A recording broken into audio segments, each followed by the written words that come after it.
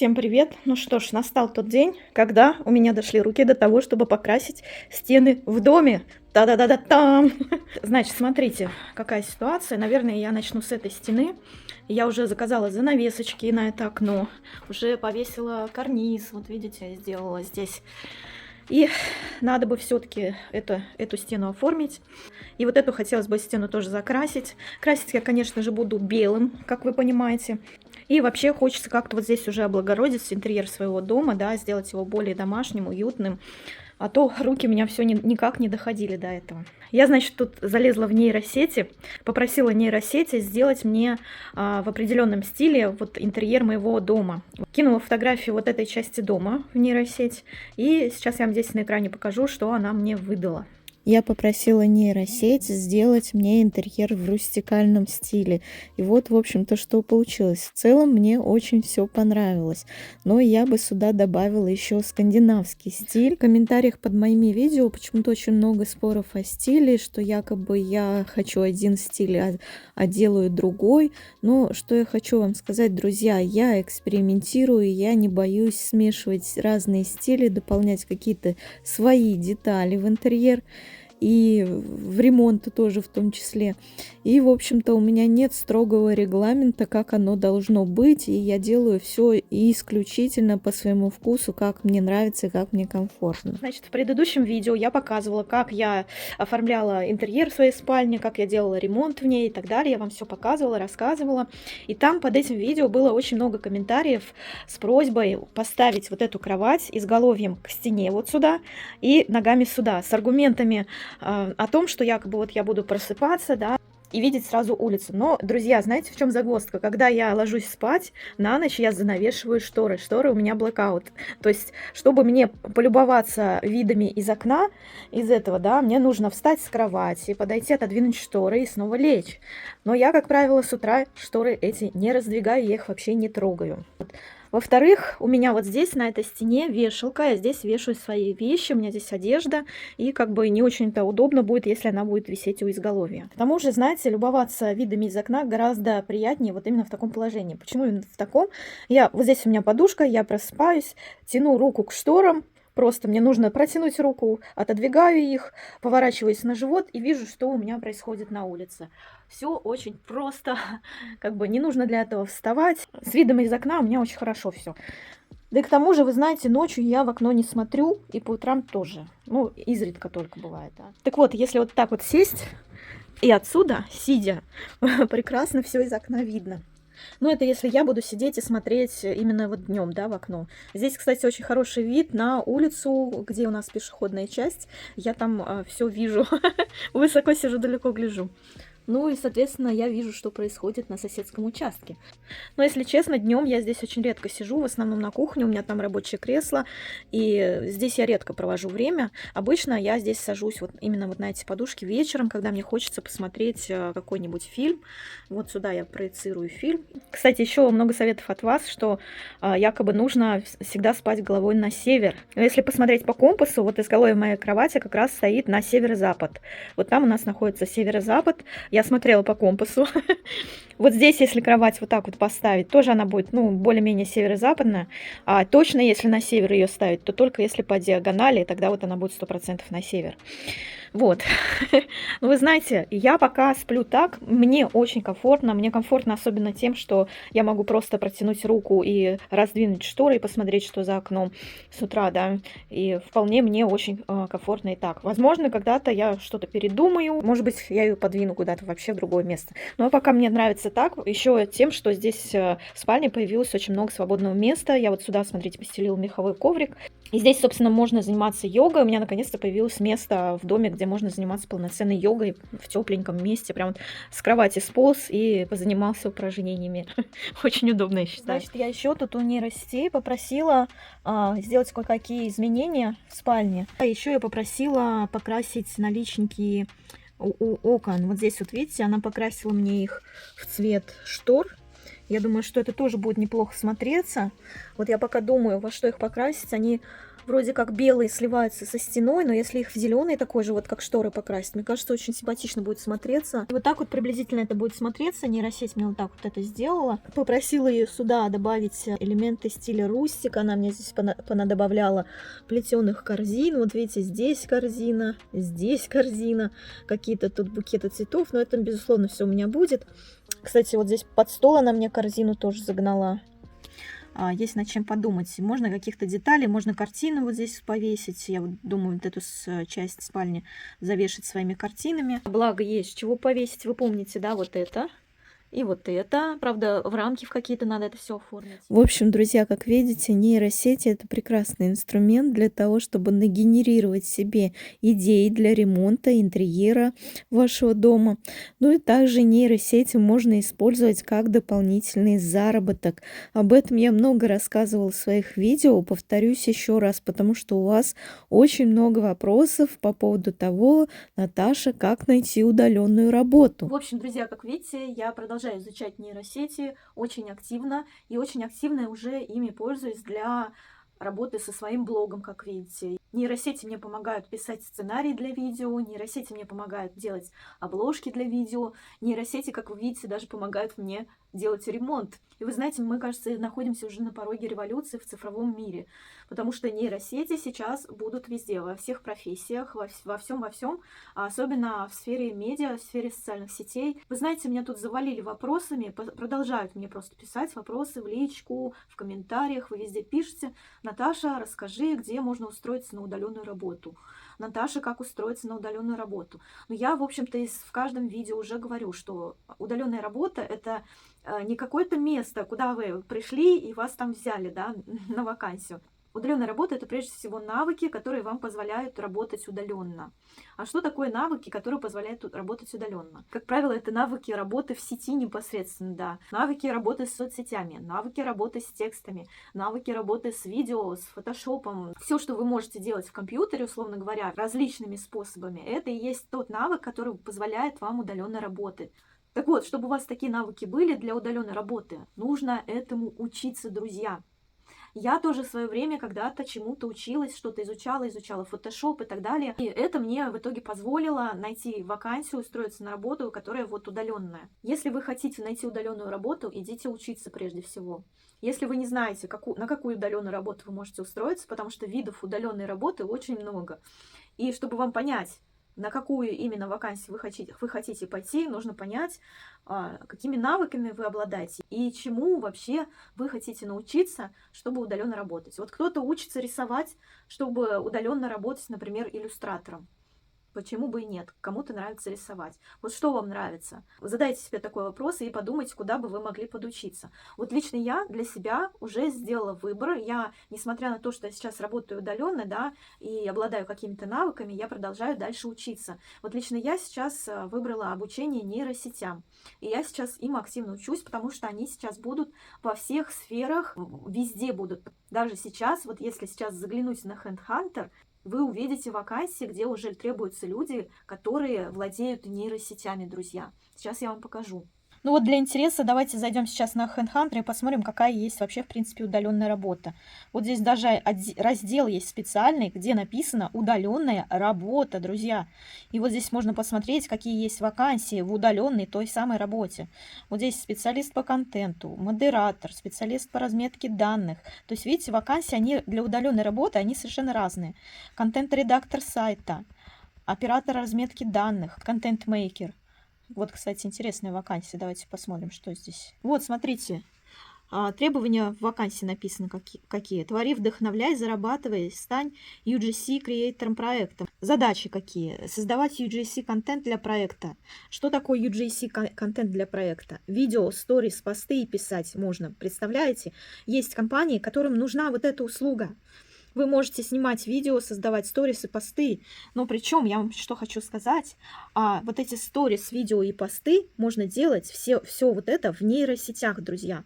В нейросетях все это сейчас делается, даже видео не нужно снимать. А для этого нужны навыки хотя бы создания контента для соцсетей от 1 года. Портфолио нужно показать. Ну, то есть, понимаете, нужно чему-то учиться, нужно что-то пробовать, делать. И тогда у вас все будет, понимаете? Или вот, например, вакансия, смотрите, контент-менеджер. 50 тысяч в месяц. Смотрите, какие здесь требования. Ищем контент-менеджера удаленно, который умеет работать с генерацией ИИ-контента. ИИ-контента. Контент ИИ – это искусственный интеллект. То есть, если вы научитесь нейросетям, то вы будете востребованы вот в этой вакансии, понимаете? И тут написано, что нужно делать. Разработка инфографики для карточек товаров маркетплейсов. Дальше. Обработка фото товара, базовая ретушь, выравнивание. Это можно делать как в нейросетях, так и в фотошопе. Доработка текущих карточек, улучшение читаемости, конверсии и так далее. То есть, ну, посмотрите, вот это тоже удаленная работа. И вот этим навыкам тоже нужно учиться, понимаете? То есть удаленная работа – это не какое-то абстрактное понятие. И вы начинаете изучать вот эти программы, учиться им, понимаете? Все очень просто, так вы найдете работу удаленную. А если вы будете сидеть и плакать, ой, меня никто не берет, потому что у меня опыта нету. Опыт-то он откуда появляется? Из того, что вы что-то начинаете делать и чему-то учиться. Вот, например, конвертатор, обработка фотографий. Вот что это такое интересно? Давайте посмотрим, какие тут обязанности. Обязанности. Общая локальная цветокоррекция фотографий со съемок в детских садах и школах, конвертация из RAW в JPEG, отчетность в информационной системе компании, выполнение плана работы, объем 600 кадров в день. То есть вам нужно владеть, я так понимаю, Lightroom, есть такая специальная программа Lightroom или Photoshop, или сейчас те же нейросети, которые цветокоррекцию делают. И вот, пожалуйста, все технические требования здесь указаны. Какой компьютер должен быть, какой интернет, с чем нужно уметь работать, знания, навыки цветокоррекции портретных фото, умение работать с пресетами. Если вам, например, нравится работать с фотографиями, с обработкой фотографий, да, вы можете поучиться вот этим вот различным программам, которые работают с цветокоррекцией фотографий. Можете научиться и пойти работать вот на такую работу удаленную. Тоже она удаленная, понимаете? А вот я для интереса зашла посмотреть, какие есть вакансии для работы с нейросетями. То есть вот я прям ключевое слово ввела – нейросети. То есть вот, смотрите, контент-менеджер, SEO-специалист, 70 тысяч на руки. Либо контент-менеджер ведения сайтов плюс нейросети. Давайте посмотрим. Смотрите, можно устроиться на вот эту вакансию. Здесь даже написано стажировка, опыт не требуется. То есть требуется стажер. Да? Пусть вам будут сначала платить, может быть, немного, но когда вы наберетесь опыта, вы сможете найти такую же работу, но с гораздо большей оплатой. И какие здесь у нас навыки нужны? Смотрите, в задачи входит контент-менеджмент сайтов клиентов, генерация и поиск текстов, в том числе через чат GPT и другие нейросети, да, то есть генерация и подбор изображений. То есть, смотрите, вот в этой вакансии вы научитесь даже, мне кажется, работать с нейросетями, если вот как стажер здесь требуется, да, активная работа с нейросетями написано. Вот вы можете пойти постажироваться, посмотреть вообще, нравится вам эта вакансия, не нравится, и потом дальше в ней развиваться как-то, понимаете? Я тоже в свое время также вот эту работу находила. Я не сразу устроилась на свою удаленную вакансию. Я тоже работала сначала вот как стажер, там зарабатывала небольшие деньги, а потом находила вакансии с более, скажем так, хорошей зарплатой. Так, друзья, я вам уже не раз говорила, что я обучаюсь сейчас нейросетям, потому что я понимаю, что в будущем этот навык будет очень сильно востребован, причем вы сможете найти себе с таким навыком любую вакансию удаленной работы. Любую. Мы сейчас с вами посмотрели, да, что практически сейчас в каждой вакансии требуется навык работы с нейросетями. И я сейчас вот прошла бесплатный онлайн-курс по нейросетям у Михаила Христосенко. Вот здесь вот есть у него сайт, здесь вот можно зарегистрироваться бесплатно на 5-дневный онлайн-курс, и где вам покажут и расскажут, как работают нейросети. В личном кабинете вот этого бесплатного 5-дневного онлайн-курса есть полезные материалы, там есть много гайдов, где вам расскажут, как зарегистрироваться в нейросетях, какие вообще в принципе существуют нейросети, как в них работать научат, покажут вам, как они работают, да. То есть там хотя бы можно попробовать себя в этом, да. Вот лично мне там понравились задания, которые нам там давали, и с помощью этих заданий я немножко попрактиковалась, скажем так, и узнала о нейросетях, об их возможностях побольше. И теперь я их использую в своей повседневной жизни, как вы видите, даже для ремонта. Ну и особо ценно для меня было на этом курсе узнать, как с помощью нейросетей можно развивать и увеличивать свои соцсети. Благодаря этому навыку мой контент теперь будет гораздо более качественным и эффективным. Ну и, конечно, более интересным для вас. В общем, для тех, кто понимает, что за нейросетями сейчас будущее, рекомендую вам тоже сходить на этот бесплатный онлайн-курс, посмотреть, что да как там, и, возможно, вы даже пойдете учиться уже и платно туда. И это будет огромным вкладом в ваше будущее и в ваши возможности устроиться куда-то на удаленную работу. Вот так вот я вам показала только малую толику того, что могут делать нейросети, да. На самом деле под этой вершиной айсберга такая глубина возможностей в работе с нейросетями, вы даже себе не представляете. В общем-то, об этом рассказывается на бесплатном курсе Михаила Христосенко по нейросетям. Проходите, смотрите, кому интересно, изучайте эту информацию. Ссылку я вам оставлю под этим видео. Так, ну что, друзья, приступаю я к покраске стен наконец-то. Вы меня часто спрашиваете, какой краской я крашу. Вот такой вот краской я крашу стены. Это краска от Aturi Design. Она мне чем нравится, она очень матовая. Тут прям так и написано, глубоко матовая. Мне нравятся матовые текстуры, я просто тащусь от них. Вот. И вот эта краска, она очень укрывистая, как говорит Алиса из канала Лиси Домик. В общем, она очень густая и хорошо перекрывает голубизну вот эту вот на стенах у меня. Вот. Значит, помимо того, что эта краска имеет матовую текстуру, она еще без запаха. Поэтому я могу спокойно и красить, даже не проветривая жилое помещение. Как заявлено у производителя, расход этой краски 1 литр на 7 квадратных метров в 2 слоя. В этот вечер у меня для покраски стен было не так уж и много времени, поэтому я покрыла только часть и всего лишь в 1 слой. Хотя 1 слой у этой краски сохнет всего лишь 20 минут, я могла бы и спокойно и 2-м слоем покрыть.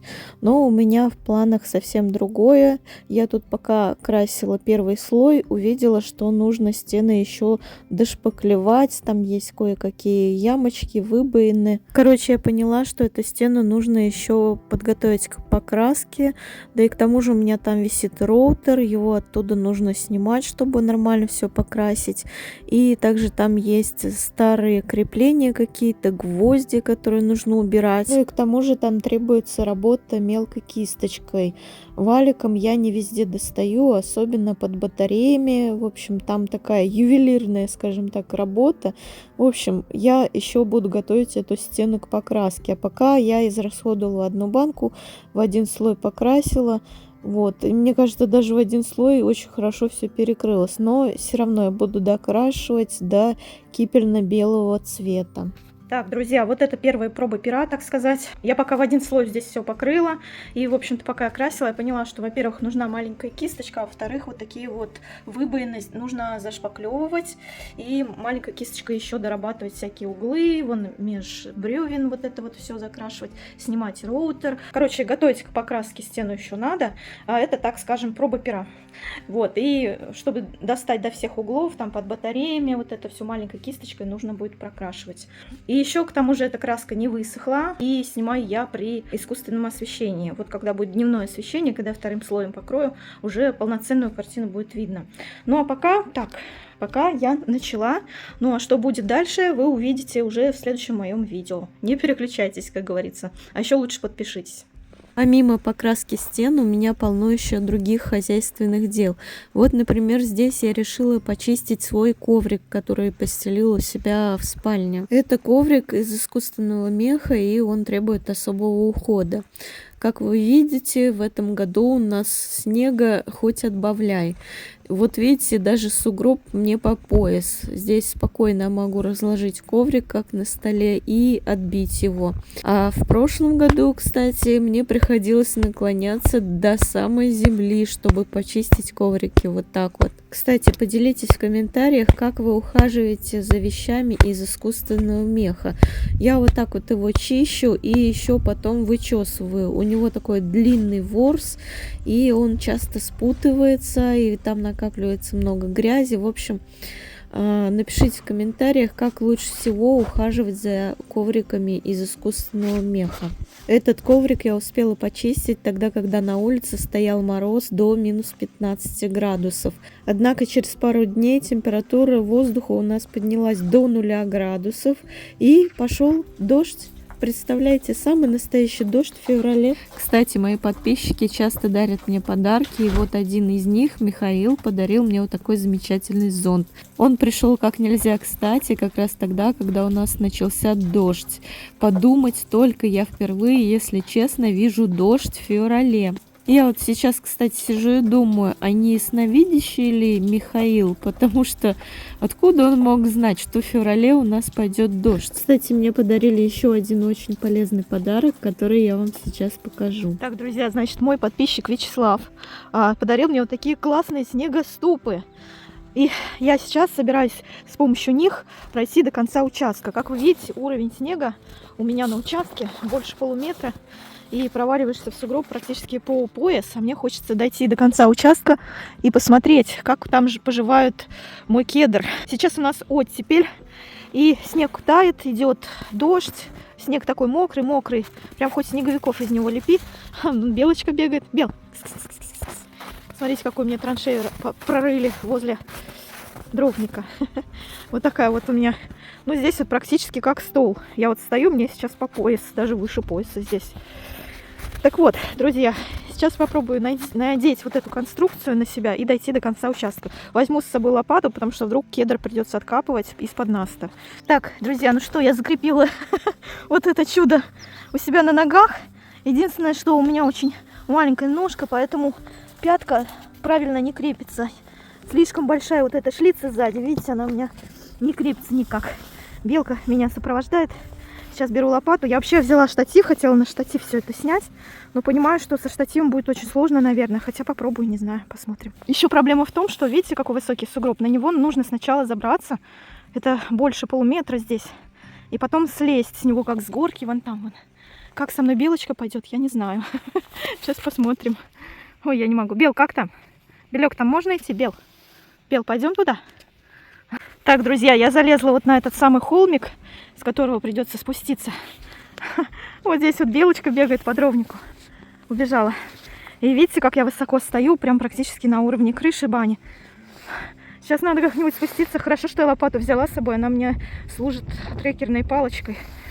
Ура, друзья, я наконец-то забралась на этот сугроб. Вы видите, вот как тропку вот эту замело. Здесь мне приблизительно по этой тропке, если идти по колено, и она такая узкая, проваливаются туда мои эти... Ну, боком они как-то встают, неудобно ходить. Я решила по прямой плоскости снега идти. И посмотрите, вот здесь вот как у меня птицы заклевали калину. Смотрите, снег аж красный от нее, представляете? Обалдеть. Уже все, дело к весне, птицы оголодали. Калина еще немножко висит, но они ее тут, похоже, обожрались уже. Так, теперь мне еще задача, вот этот штатив, который позади меня стоит, нужно как-то к себе притянуть и поставить, чтобы поснимать вам, да, как я иду по снегу в конец участка. Я не знаю, удастся ли мне это сделать, но сейчас посмотрим. Так, ну что, друзья, сейчас я вам покажу, как я иду в них. В общем-то, вот здесь снег, он глубиной мне по пояс. Я на нем стою спокойно. Единственное, что они, видите, так немножко слегка проваливаются. И есть неудобство в том, что у меня не сильно закреплена пятка. Здесь рассчитано на более большой размер ноги, а у меня 36-й, как бы. И я ее как-то, ну вот, затянула как-то здесь косякось, но все равно пятка у меня не особо хорошо держится. Но в целом, прикольно вообще. Я могу по сугробам шастать. Надо присноровиться только. Вот. Я не проваливаюсь, по крайней мере, здесь по пояс. Это тоже радует. Единственное, еще, знаете, в чем неудобство? Нужно осторожно. Вот так вот, когда поворачиваешься, не наступить одну на другую, например. Иначе, если наступаешь, то можно либо упасть, либо сломать эти снегоступы. В общем, по весу они на ногах, ну, не кажутся такими тяжелыми, как они казались, когда я их несла с пункта выдачи. Я их на санках везла. В руках, если их нести, они тяжелые, но на ногах они по тяжести практически не чувствуются. Короче, беру лопату, сейчас поставлю на штатив телефон и буду показывать, как я иду на них. Со стороны попробую себя снять.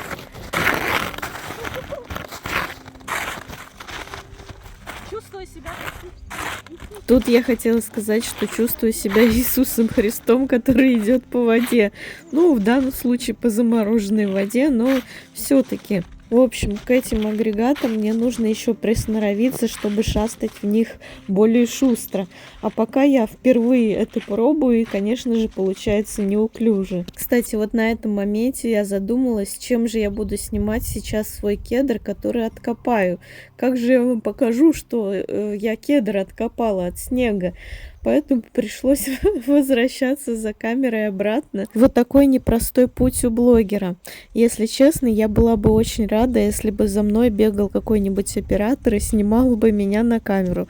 А так вот, когда вы видите меня, когда я снимаю себя со стороны, да, вы даже не задумываетесь, что мне приходится совершать какие-то лишние телодвижения для этого. Так, друзья, добралась я до кедра. Я его откопала лопатой. Зацените, какая высота сугроба, чтобы вы понимали. Я его откопала, знаете почему? Потому что у нас на снегу уже наст, был дождь. Вот, и пришлось выкопать яму. Ну, по видео, наверное, не видно, насколько яма большая, да? Здесь примерно мне по пояс, на минуточку. Вот здесь я еще немножко раскопала, чтобы пониже копать. В общем, я боялась за него, знаете почему? Потому что сейчас уже наст на снегу, и он мог становиться тяжелее и тяжелее и придавливать его. Я никаких ограждений ему не ставила. У меня были надежды, что я буду ходить сюда и просто чистить. Но, как видите, во время снегопадов просто чистить не получилось. Но самое главное, что с ним все хорошо. Он стоит на месте, он такой красавчик, смотрите. У нас еще будет идти снег, и он наверняка еще покроется красивой шубкой. Так, друзья, иду обратно. Видите, какая траншея за мной? Прикольно, так здорово вообще. Я смогла туда пробраться. Значит, я подошла сюда сейчас к бане. Здесь вот это вот снег высокий, который счистили с крыши моей бани. Я понимаю, что я не хочу лезть в ту горку опять, потому что там очень неудобно, там можно упасть. И я, знаете, что осознала? Благодаря вот этому чудесному изобретению я сейчас спокойненько могу гулять по всему участку, а не по начищенным дорожкам, которые у меня здесь вот только до бани. Понимаете? Я сейчас прям напрямую пойду к дому, вот так вот. Круто? Круто! Я вообще могу теперь по всему участку спокойно ходить, даже там, где не чищены дорожки. Слушайте, чувствую сейчас какое-то неимоверное чувство свободы, потому что, смотрите, я просто вот раз обошла вот этот сугробище, который мне выше пояса. Вы знаете, весна еще не началась, чтобы убирать свой участок, да, от сухостоя. Но я уже сейчас могу это делать. Смотрите, сколько репьев здесь. Я могу их убрать спокойно. Сейчас к ним подойду и уберу. Да нет, шучу, конечно. Мне нужно добраться до дома, и я спокойно могу это сделать сквозь весь участок наискосок. Так, друзья, шла, и смотрите, что я увидела. У меня провис электропровод, который идет до бани. Он вот на вот этом столбе должен быть. Сейчас я подойду, его и поправлю. Это неправильно, надо его туда положить. Видите, какая большая польза от этих штук? Вот, я уже вот позади меня баня, видите? Сейчас буду поправлять электропровод, потому что он прям провис очень сильно. Смотрите, я стою здесь, да, а на уровне этого снега, вот здесь, я не знаю, видно ли на видео, вот здесь холмик небольшой. Здесь у меня растет куст черной смородины. Он на уровне моих ног, высота его, представляете? Вот здесь холмик, вот холмик, это тоже, это крыжовник, кажется. Вот это тоже крыжовник, холмик, а вот здесь черная смородина. Так, друзья, поправила я электропровод, видите, он всегда у меня лежал вот так вот, зацеплен за сучок. Вот здесь у меня растет виноград, это специальная арка для виноградной лозы. И она заодно служит опорным столбом для моего провода в баню. Вот. И представляете, вот эта арка, она выше моей головы, наверное, ну, на метр точно. А сейчас я стою, она мне по грудь. Вот эта часть, она мне по грудь. Представляете, высота какая. Еще что хочу показать, смотрите. Зацените уровень сугробов на моем дворе. Это хозпостройка, которая пристроена к моему дому. Посмотрите, какие сугробы на ней. Здесь я не чистила, поскольку на ней крыша из шифера, и она может провалиться. Ну, а домик у меня почищен. Вот. Подошла сейчас к дорожке, которую я чищу до бани. Вот траншея. Ой, белочка. Белек ко мне пришел. Здравствуй, мой котик. Ты мой хороший, ты замерзла? Сейчас пойдем домой. Сейчас, моя киса. Сейчас пойдем, сходим. Сейчас. И, в общем, смотрите. Видели, как белка прыгнула? Ты мой сладкий, ты моя киса. Ты что творишь-то? Ты замерзла, ты хочешь домой. Сейчас я приду. Сейчас хозяйка вся в делах. В общем, видели, как она запрыгнула ко мне сюда? Видели, какая высота? Как-то надо мне отсюда слезать. Еще хочу до соседки протоптать дорожку. Белка, ты меня пустишь? Китти. Моя сладкая девочка. В общем, кое-как я спустилась с этого сугроба. Что ж поделаешь, впервые я это делаю, нужно присноровиться. Но Вячеславу я хочу выразить огромную благодарность за вот такой вот девайс. Он очень мне полезен в хозяйстве. В общем, вот, друзья, как вы понимаете, даже зимой в деревне есть всегда чем заняться. 8. Смотрите, как деревья красиво. Снег на деревьях. Как будто медведи лежат. Так прикольно. И у нас такое вот небо, смотрите, обалдеть, да? Кто-то тут пируэт вырисовывает. Нет, смотрите, интересно. Выпустил гулять Маську. Иду смотреть. Она где-то возле бани должна быть. Сейчас я покажу. Боже мой, смотрите, что с небом. Какая штуковина странная. А снег так искрится. Такие снежинки красивые. Сейчас попробую приблизить. Так он красиво искрится. На солнце. О, видно, смотрите, снежинки видно. Какая красота, друзья. Вау, так они переливаются. Блестят, как драгоценность какая-то. Вот, смотрите. Как драгоценность какая-то блестит. Такие маленькие-маленькие. Красивые-красивые. Короче, снег с бани-то мне с крыши скинули. И смотрите, сколько еще намело после этого. Ну, сантиметров, наверное, 30 на крыше лежит. После того, как мне там 60 сантиметров сняли. И вот представьте, если бы я не сняла снег с крыши бани, сколько бы там уже было, да? Ой, а небо какое-то странное. Что такое? Кто там летает? Все исполосовано. Вот смотрите. Вау. Вау. Прикиньте, как здесь все кружит везде. Ох, вот такие сугробики у нас, друзья. Сугробищи, я бы даже сказала. Ладно, Маську я не нашла. Это засранка, она, короче, выбегает гулять, куда-то бежит к бане. Видимо, на крышу бани, под крышу залезает. Там тусит. Она прям по улице очень соскучилась, потому что в снегопады и в морозы я ее не выпускала. Остальные девчонки привыкли, все дома сидят. Вася только на 5 минут выбегает и домой. Вот. Дятел. Слышите, дятел? Сейчас попробую поближе подойти. Кажется, не видно где. А, вон. С той стороны. Отсюда не видно.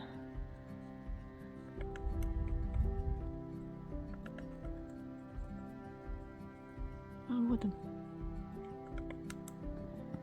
Жучков высматривает.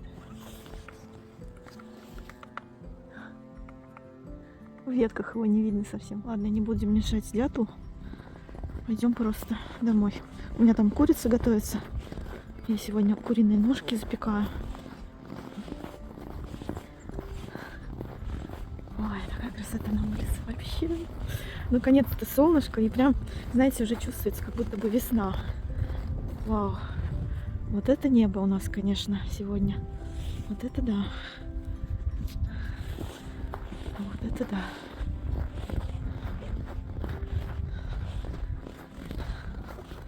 Вот это да.